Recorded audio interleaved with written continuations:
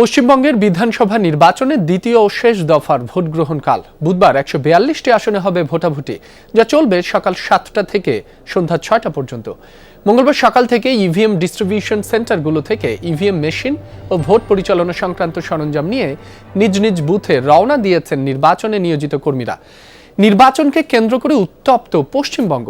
গত ৭২ ঘন্টায় রাজ্যের বিভিন্ন স্থানে বেশ কয়েকটি সহিংসতার ঘটনা ঘটেছে। এবার বিধানসভা নির্বাচনের অন্যতম আলোচিত কেন্দ্র ভবানীপুর। এই আসনে মুখ্যমন্ত্রী মমতা বন্দ্যোপাধ্যায় এবং বিরোধী দল নেতা শুভেন্দু অধিকারীর মধ্যে হাড্ডাহাড্ডি লড়াই চলছে। সোমবার প্রচারণা শেষ করেছে রাজনৈতিক দলগুলো। এর আগে গত ২৩ এপ্রিল প্রথম দফার নির্বাচন অনুষ্ঠিত হয় রাজ্য জুড়ে।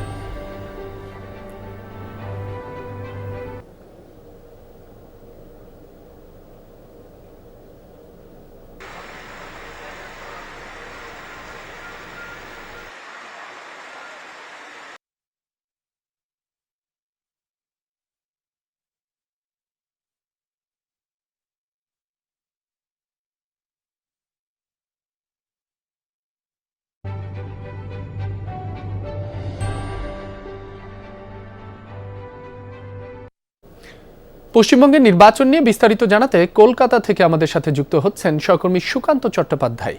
সুকান্ত, আগামীকাল সকাল থেকে এই পশ্চিমবঙ্গের দ্বিতীয় দফার ভোট গ্রহণ শুরু হবে। তার আগে ইভিএম ডিস্ট্রিবিউশন সেন্টারগুলোর সার্বিক অবস্থা কেমন? শান্তিপূর্ণভাবে ভোটারদের ভোট গ্রহণ নিশ্চিত করতে প্রশাসনের পক্ষ থেকে কি ধরনের ব্যবস্থা নেওয়া হয়েছে? বিশেষ করে নির্বাচন কমিশন কি ব্যবস্থা নিয়েছে?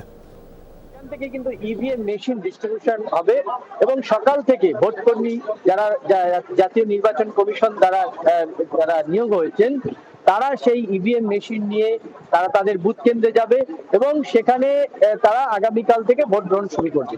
এই পর্বের আগে এখানে যেটা গতকাল রাতে এক জুরিডিকশনে অর্থাৎ অতিরিক্ত যে ভোটার লিস্ট যেটা বার হয়েছে সেটা এখনো পর্যন্ত সবার কাছে এসে পৌঁছায়নি।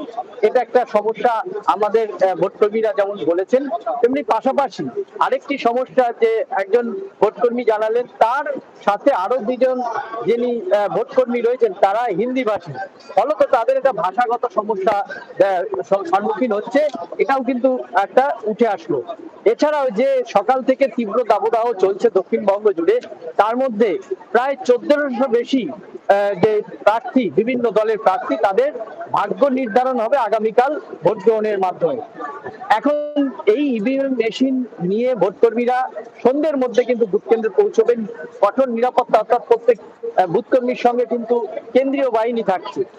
তারা সুষ্ঠুভাবে যাতে ভোট গ্রহণ হয় এবং আগামীকাল যাতে কোনো জানমাল ক্ষতি না করে শান্তিপূর্ণভাবে ভোট গ্রহণ করা যায়, সেটাই কিন্তু এখন নির্বাচন কমিশনের কাছে বড় চ্যালেঞ্জ। সুকান্ত, আপনাকে ধন্যবাদ।